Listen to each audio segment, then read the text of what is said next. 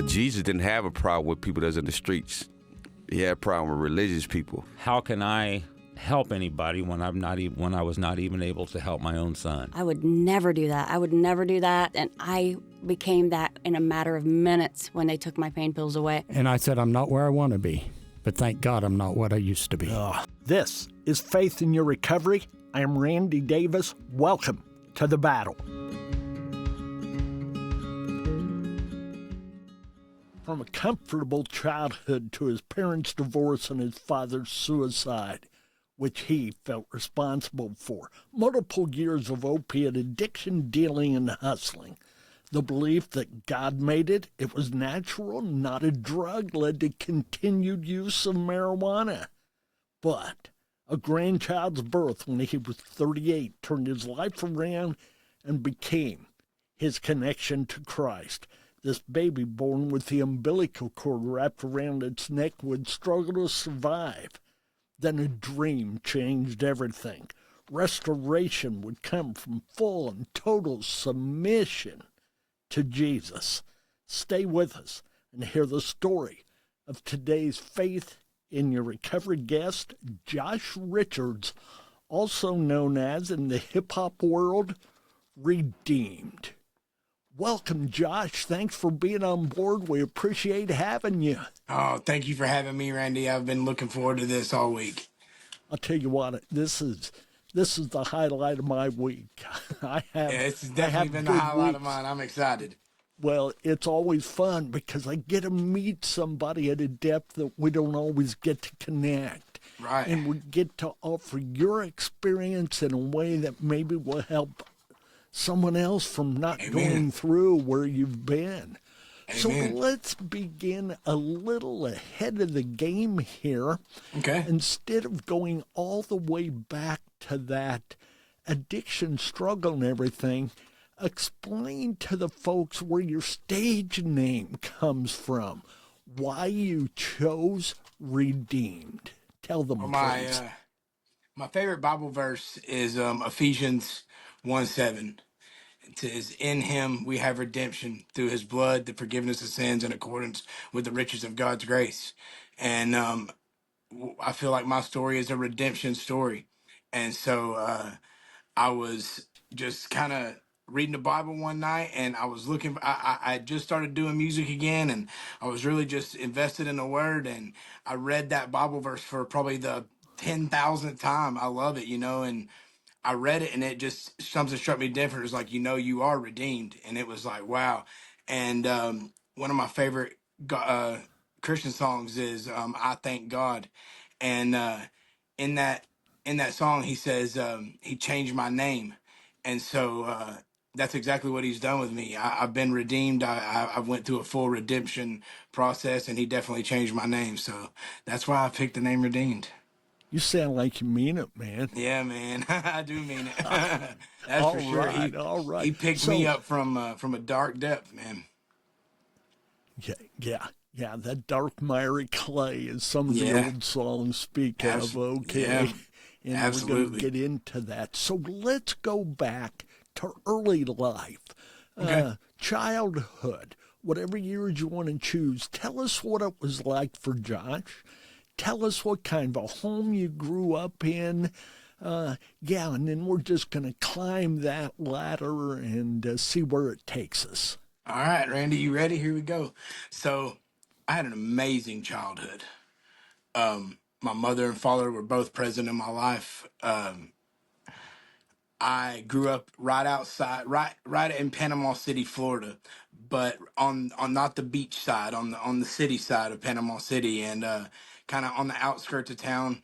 My dad raised mules, and my mom worked, and my dad worked as he raised mules and kind of kept a farm on the side, and then he also was a marine machinery mechanic for the Navy station that's right there in Panama City. So him and my mom really gave me an unbelievable childhood. I couldn't have asked for a better childhood. Family life was really great.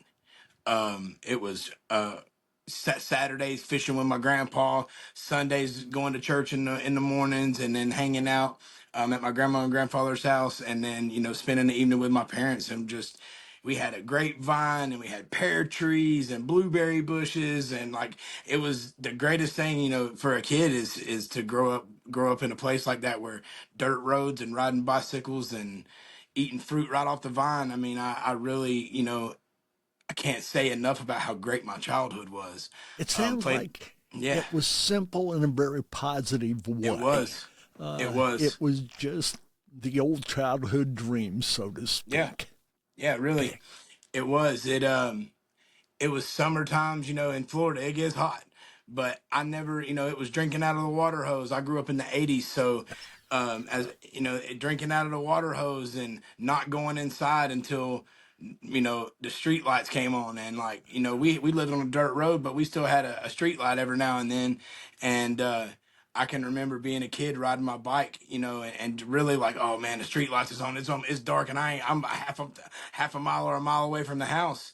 And just really, it was just a really good childhood growing up, going to Fun Blockbuster stuff. Video on a Friday night and renting video games. And the my childhood was like you say, it's just one of those that you would want every kid to have.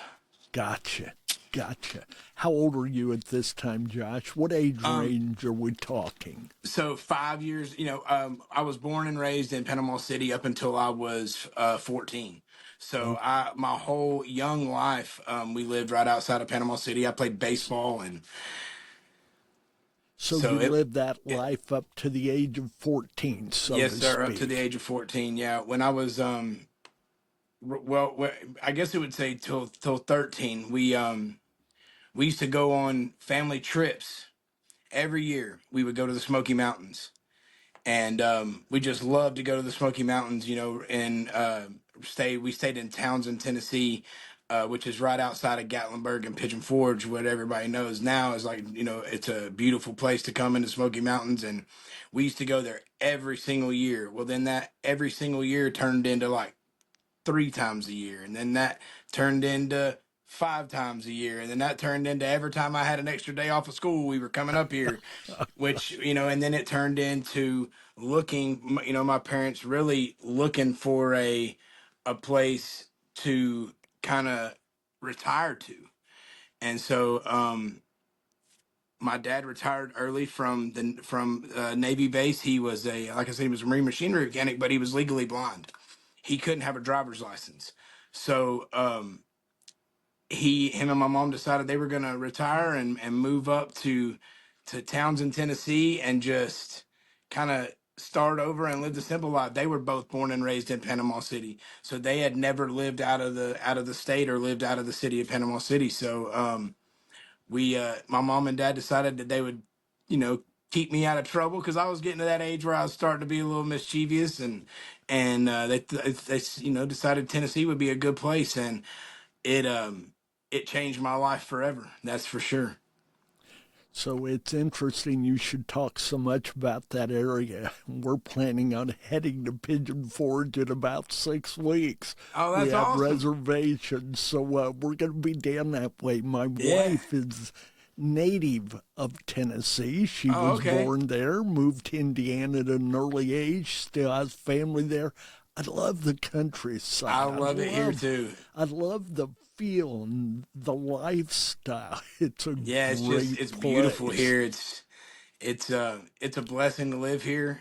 When I first moved here, I came from the beach, so I was used to the water and the sand and hot temperatures, and we didn't really have a winter. We had, it got cold for a couple weeks, but then it was right back to being hot again. And moving up here really changed my whole perspective as a young teenager on what life could be, because we went hunting and stuff and fishing in Florida, but it was a whole different kind of hunting and fishing up here. And it was being like really from the countryside of it, moving up here, I kind of fell right in line. Like it didn't really, it wasn't, it was a culture shock, but not as much as you would think. Like I was An culture easy shocked by the fit. schools. Yeah, an easy fit and transition. Absolutely.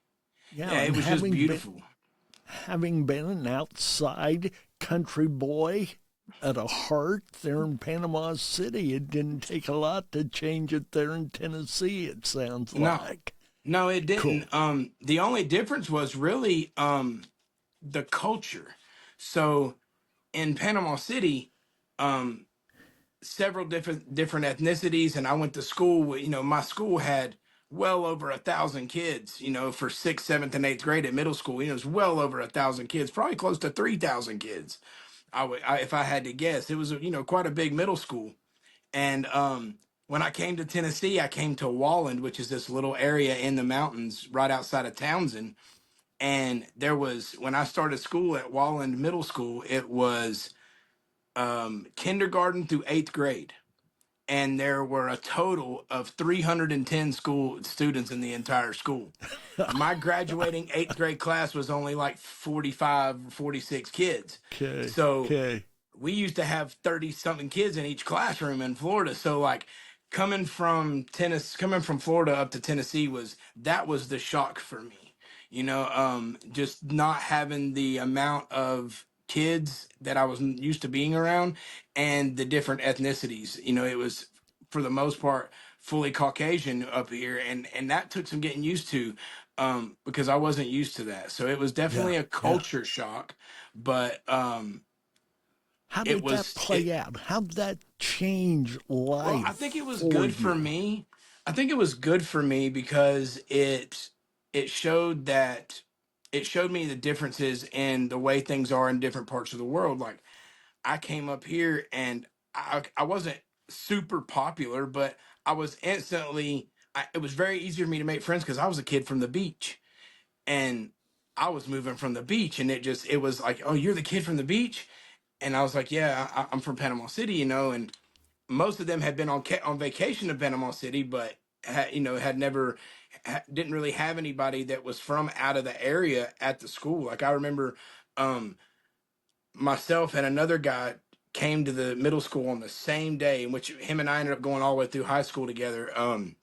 But he came on the same day that I did, and he was from Kentucky, so it was really easy transition on him. But it was like the first time they had gotten any new students in like 5 years.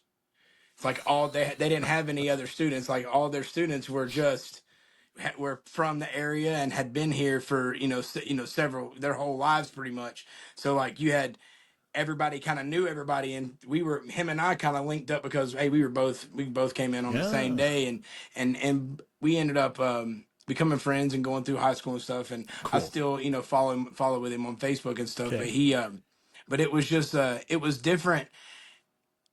I didn't know what to expect. Being a 13-year-old kid, you're moving up. And then when I walked into that school the first day and they're like showing me around, they're like, this is the cafeteria. And it was like the size of a classroom from what I was used to. Our cafeteria was huge in Florida. And this cafeteria probably set maybe 40 or 50 kids at one time. And I was like, what is going on here?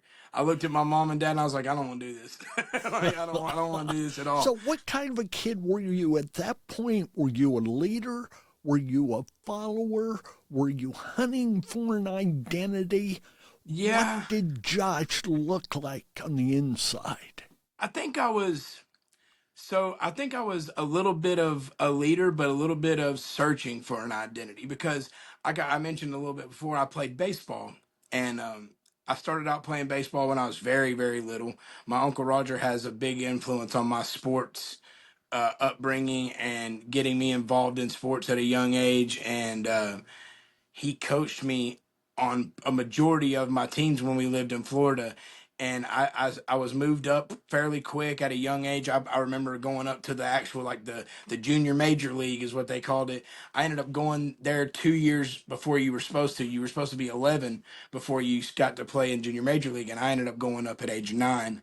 So I was pretty good at baseball. I loved playing the game, and I was a pitcher, and so I was a pretty good hitter too. So I kind of led in that aspect. I was always, a leader on the team, but also at the same time, like I was a pretty big mama's boy too, so my feelings got hurt real easy, and I was kind of, always if you yelled at me too, I'd do whatever you want to and jump through a ring of fire. But if you yelled at me too much, I might shed a few tears. I was I was Gotcha. a mama's boy, but I think at that point, whenever we moved, I left everything behind, everything I'd ever known at age 13. And so that's where the heartache really started for me. It kind of, it took me to something I was unfamiliar with because I had never had to leave any of my friends. I'd never had to leave my cousin Matt and my cousin Micah, and the cousins that lived in the same city. Our family was so tight that I had built great relationships and spent most of my summers at the lake with my uncle with my uncle and my aunts and uncles, and like just spent so much time with them. And all of a sudden that was gone. There were no more going to the lake on the weekend, going fishing with my grandpa. No more. My cousin Matt lived right next door to me, and so him and I spent a ton of time together. And we went from hanging out every day, spending a ton of time together, to, well, I'll see you once a year at Total Christmas. void, basic Total void. void. So I was very it was very hard for me in that aspect. That was So really rough. how did that play out? How did you compensate for that lack of close friendships, cousinships, relationships? What did you do there in Tennessee that was either good, bad, or ugly that took you forward? Well, I met good friends. I'll tell you, the kids that I made friends with when I first moved here, they were all from the mountains. They were all, country boys from the mountains, and they like to hunt, and they like to fish, and they like to run, ride bikes and get in the Your woods. And style. yeah, so I kind of, like I said, it was easy for me to fit in with them, and I built relationships that to this day I still talk to those people, and I still keep up with those same guys that I first met when I moved up here. And it's I don't talk to them as much as I'd like to, but I keep up with them on Facebook. But it was during that time when I was hurting that I made friends with these guys, and we did that. I started doing sort of the same things I was doing in Panama City, like riding my bike and doing all that stuff. I was just doing it in the mountains and doing it, with different people. And so that's how I filled the void. And I did a lot of fishing when I first moved up here, Andy. I did a lot of stuff because I had always fished in lakes and the big rivers in Florida and in the Gulf, and and like I'd always done that kind of fishing. But this stream fishing up here in the mountains is a totally different ball game, and it's a different animal.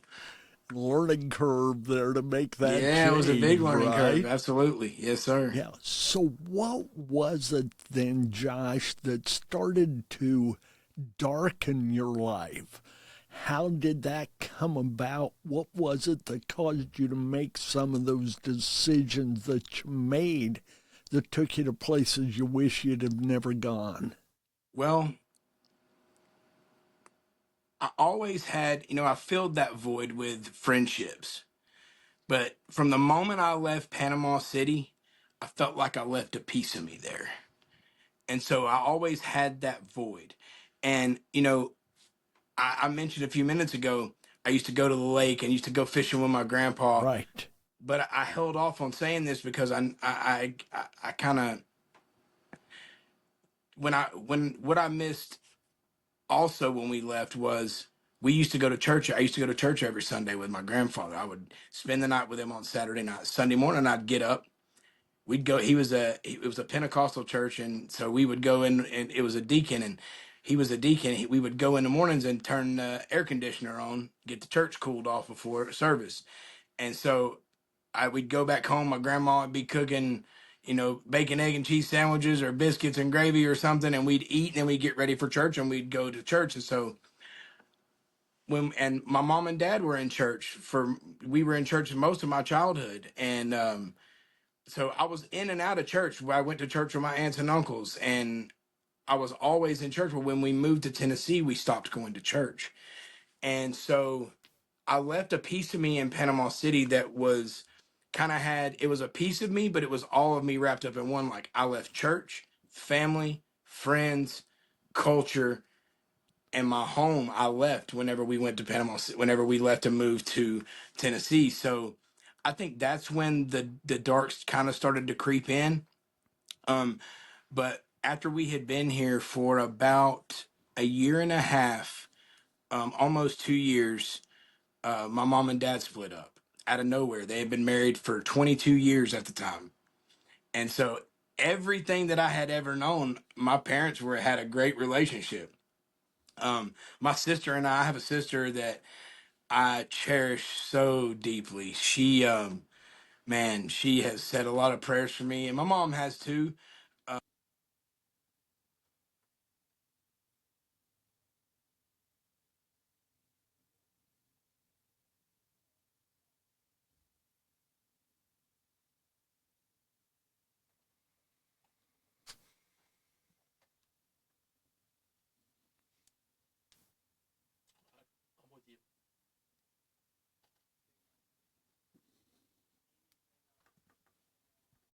That I could have anything I wanted to have as long as I kept trying.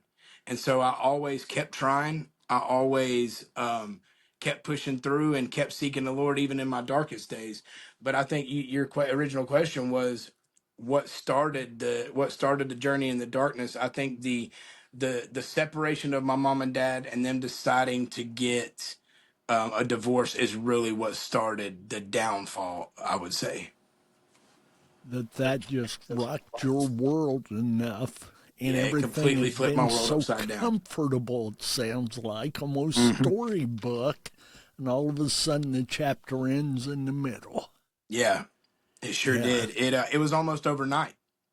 yeah, Um, yeah. like I can remember it like it was yesterday. Like I went to school one morning. When I came home from school, everything was different. You know, like they sat me down and told me, and they really didn't even sit me down and tell me.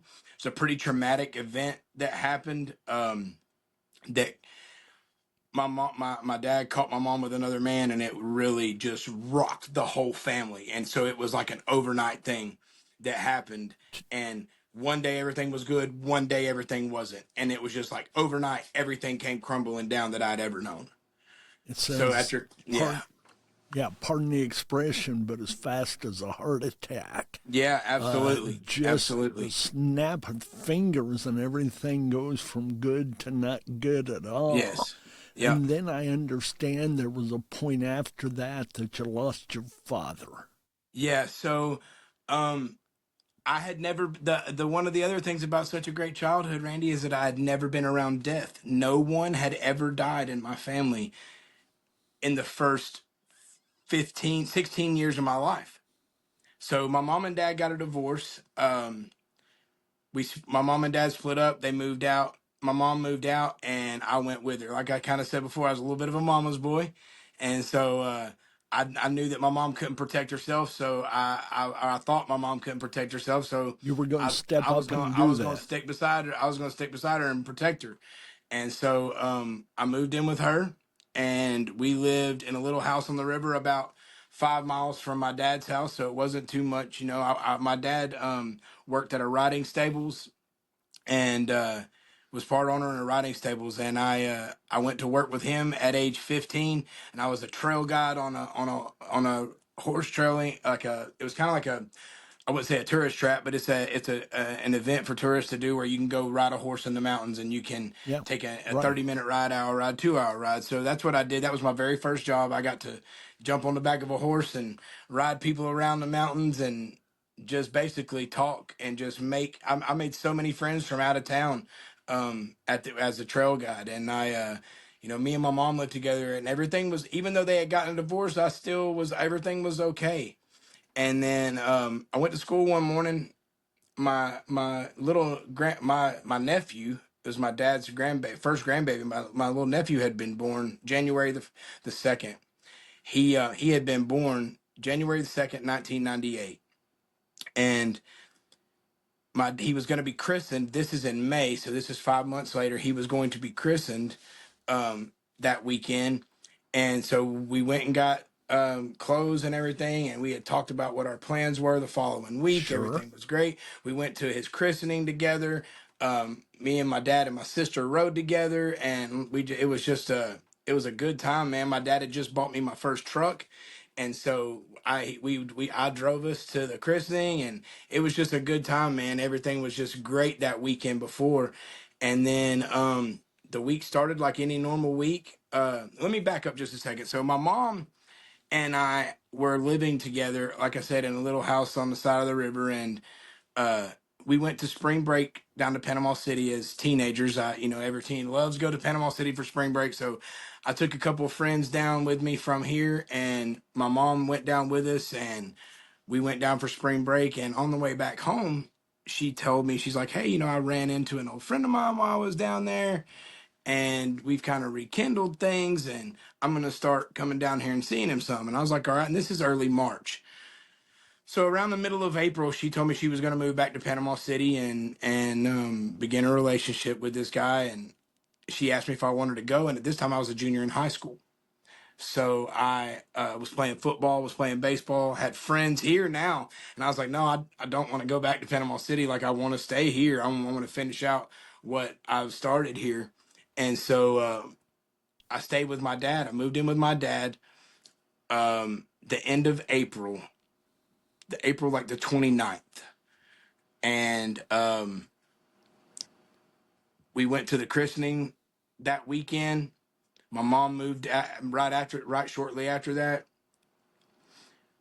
My dad and I hadn't lived together in several years, 2 or 3 years, and I was a teenager. So there was a lady staying there with him, and he had asked her to move out so that him and I could kind of rebuild our relationship. And him and we hadn't grown apart, but as a teenager, I was running the roads and doing everything that I wanted to do, and my mom really wasn't keeping tabs on me because she was working to keep the bills paid, and like I was just having the time of my life as a teenager, running the roads, and just got my license, and everything was going just grand. And so when I moved back into my dad's, he was kind of stern with me. He's like, "You're not going to do that. You're going to work. You're gonna do things the right way. You're not going to be out running the roads and burning gas, just be burning gas." Yeah, he wasn't going to let up on me, and he was going to, so him and I had a relationship to rebuild, and I was okay with that. I was really happy. Him and I, what was great about the last little bit of time we spent together is that we really did rebuild the relationship. There was never any foul words. He never raised his voice to me or raised, I never back talked him or anything like that. Like, we were really rebuilding a relationship together. And so I only got to live there for a few days, Randy. I got to live there with him for a few weeks and and then he asked her to leave, and I was there 7 days with just me and him alone.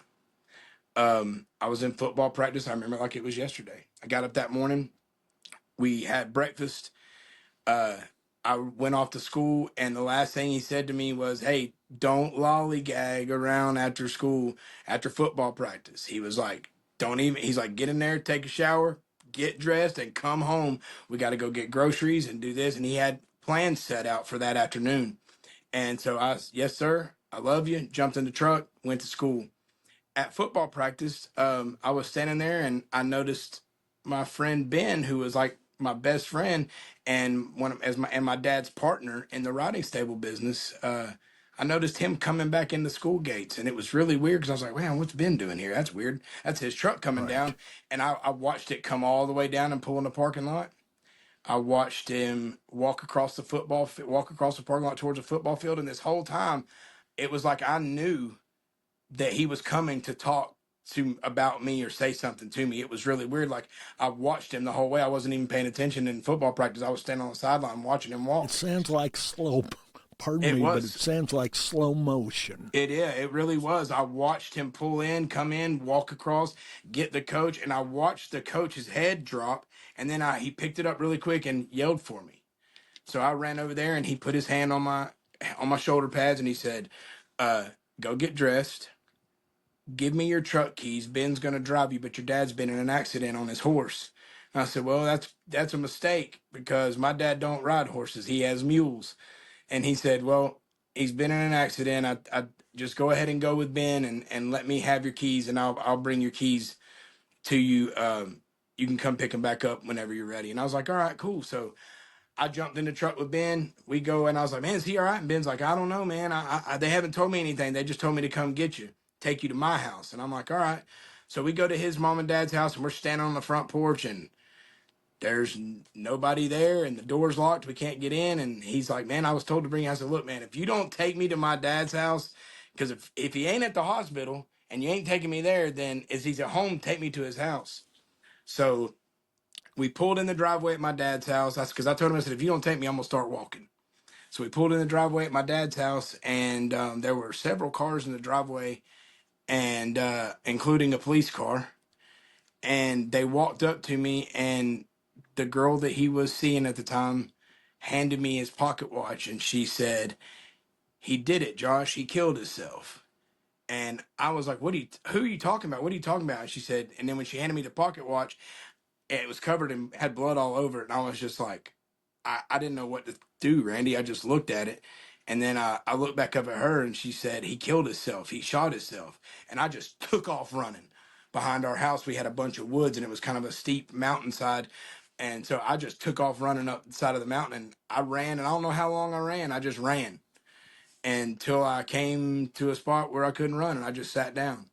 And I could hear him hollering for me and trying to find me, and I just sat there, and I couldn't really process it. I wasn't crying. I wasn't hysterical. I couldn't process what was happening. My mom had just Gotcha. moved to Florida. My sister was in college, and she was about 3 hours away. And they're telling me my dad's died, and I've got nobody there that's my family. It's all people that I just met a couple of years ago, and I was completely alone.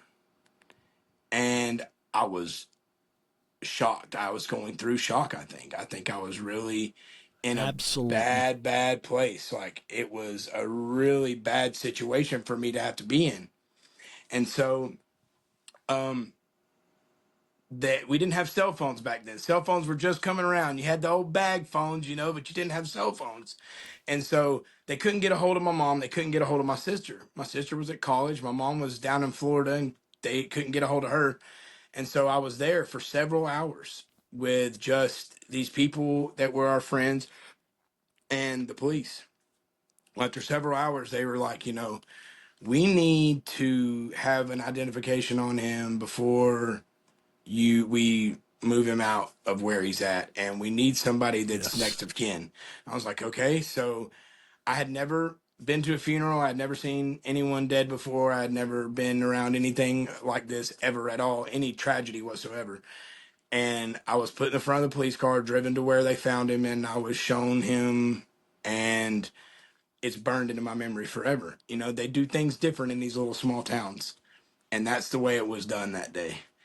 And it really flipped everything upside down. Like, it changed everything.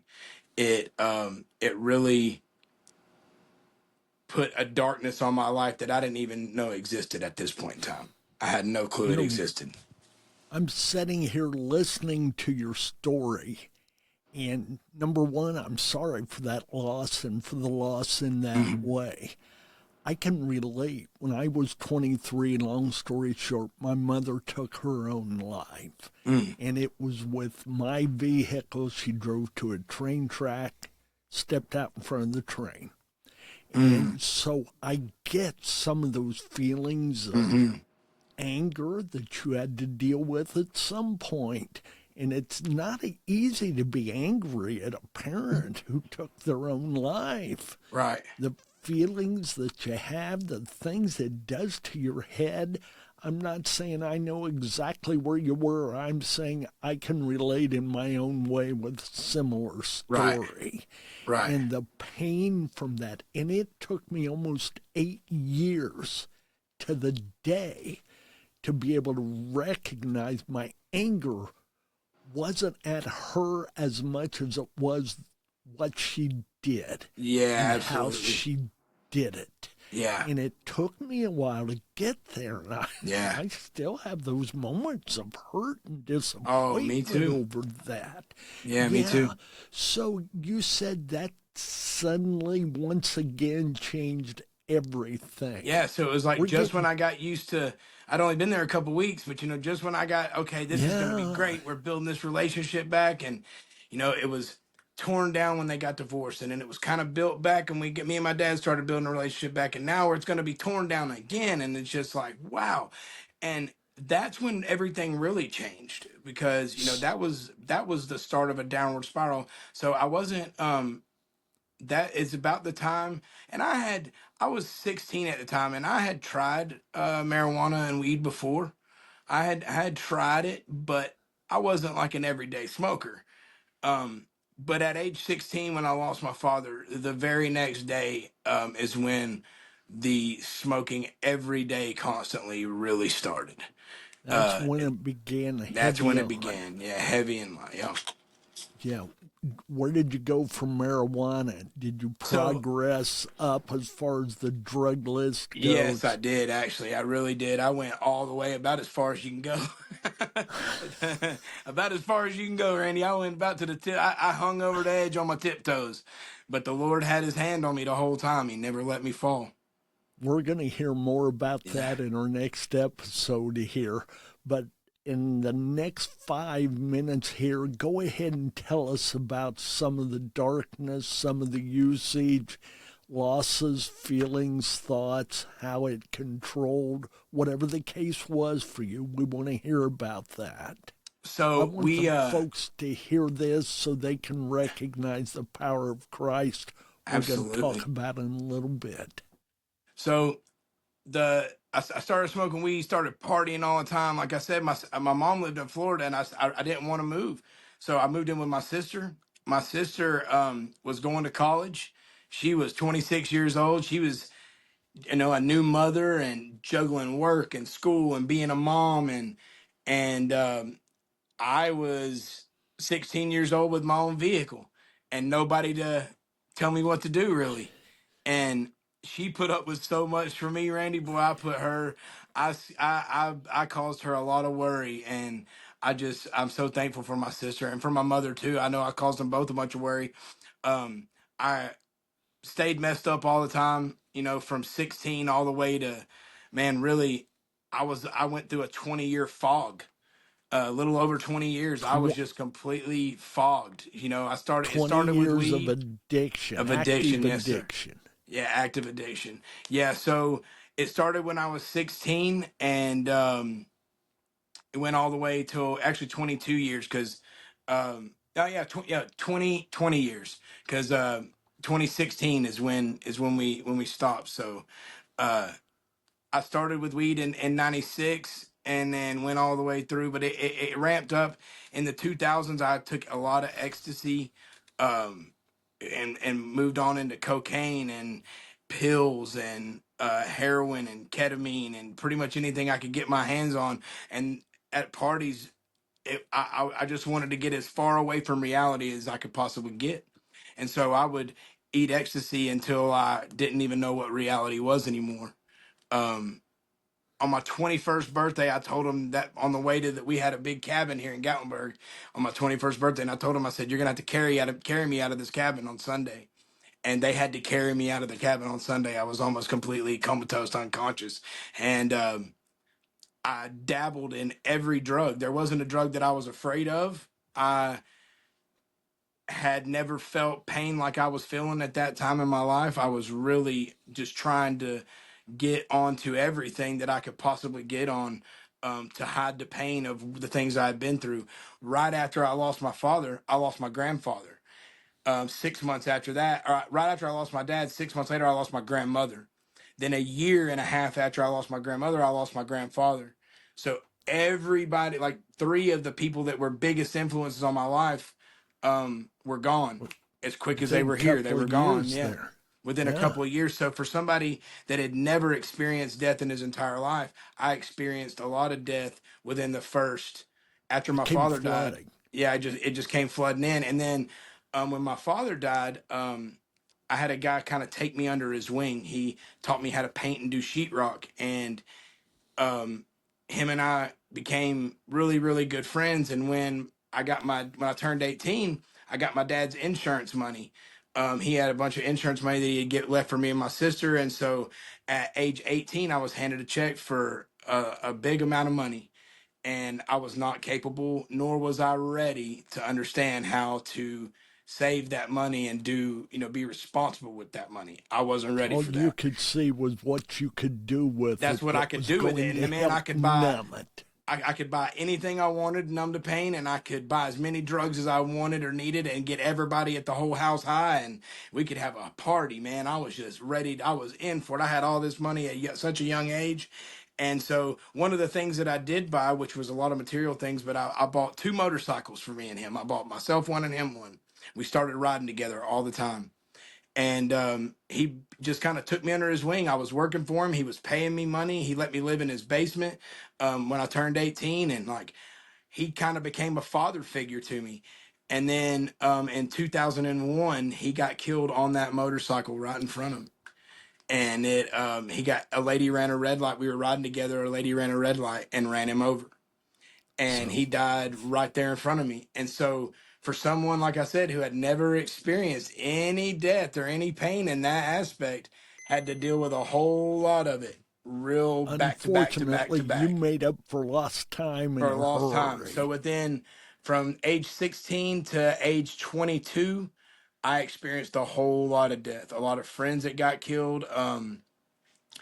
And it just sent me into a downward spiral where I just was doing anything I could to numb the pain. Whatever drug I could take, party every weekend, riding a motorcycle. When I rode my motorcycle, I didn't know what going slow was. I wanted to see how fast it could go and how long I could ride on the back tire. Every time I got didn't matter a lot didn't at matter. that point. I It was doesn't sound like nothing. I didn't care about myself. I didn't care about, so when I didn't care about myself, I definitely didn't care about anybody else and how they felt. And I put my mom and my sister through a lot of nights that I know they prayed for me to be okay. As we wrap this up here, what was the one flicker of hope that kept you going? We know it was divine providence. I get that. You didn't know that then. I didn't care about that. I didn't care about it. So what was it that caused you to even think you could live another day and that your life was worth living? I don't know. It was the simple fact of when my grandfather died, I got down in his ear the night before we thought he was gonna pass away, and I had been there the whole week before talking to him, and when he was awake, I was able to talk to him, and then when he finally came to a point where he wasn't awake anymore, he was just kind of laying there waiting to die. Him and I had conversations before that, and when it come to that time when I was leaned down in his ear, I told him, I won't give up and I'm gonna be okay. And I think it was that commitment to my grandfather that I was going to be okay, because he talked to me when he was still awake about, he's like, I know you're partying and I know you're doing a lot of drugs and I can see it, and you need to stop, son. You need to remember who the Lord is. Let's leave it right there for now as we go into the second part. But we're going to close with one of your songs that you've sent us. What is that song? And give us about a 15-second description of it. Okay, so this song is called Life's Hard. It's with a fellow brother in Christ and musician, Joe Nestor. It's a story about dealing with loss with the death of my father and the death of his mother, and how it drove us down a life into a rabbit hole of drugs and destruction. And then when we found Christ, he brought us out. Amen. We're going to find out more about that in a few moments. Thank you, folks. Listen to this song, Stay in the Battle. Hang tight. Come back for our next episode. God bless and thank you.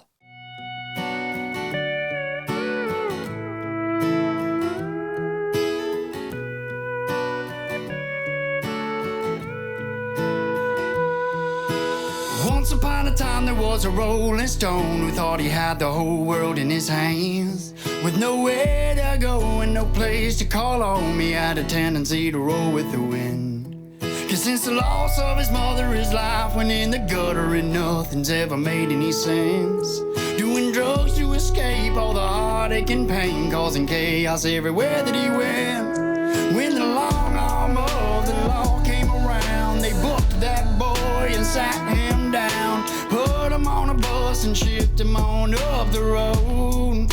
Yeah, to a 6-by across county lines in the middle of a field to do his time. Every day he was getting closer to the end of his rope.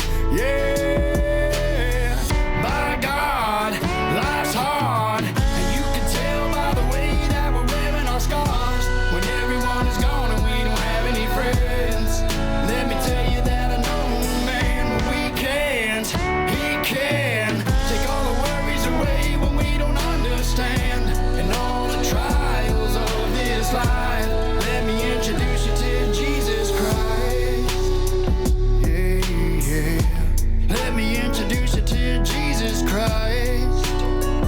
Yeah, yeah. Let me tell you a little story about a blue-eyed boy who thought the drugs were his only friend. He was masking the pain as he faded away, screwing up what little life that he had. Thought he was too far gone to call on God, and he was way too low to reach for the stars. But he called out his name and he met him right where he stands. Yeah, now there's a brand new man coming out of the water. Only the Lord knows where he's been. It's been a long dark road since the death of his father on the streets in a life of sin. He's got the windows down